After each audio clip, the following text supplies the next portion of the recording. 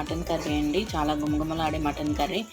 ఈ mutton curry చూసారా, gravy కూడా చాలా వచ్చింది. గ్రేవీ రావటానికి మనం ఏం చేయాలంటే ఆనియన్స్, పచ్చిమిర్చి, అల్లం, వెల్లుల్లిపాయ, కొబ్బరి, లవంగం, దాల్చిన చెక్క మొత్తం అన్నీ వేసి పేస్ట్ చేసుకోవాలండి. ఒక చిన్న టమాటా కూడా వేసుకొని పేస్ట్ చేసుకోవాలండి. పేస్ట్ చేసుకుంటే మీకు ఈ టైప్ ఆఫ్ గ్రేవీ కూడా వస్తది.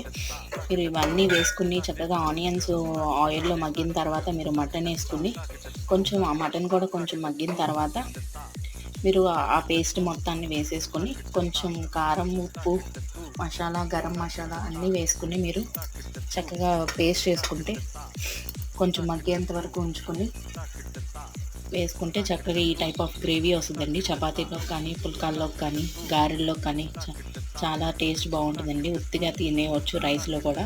లాస్ట్‌లో కొంచెం కొత్తిమీర చల్లుకొని కొంచెం కరివేపాకు వేసుకుంటే చాలా టేస్ట్ ఉంటుందండి. Thank you for watching my channel.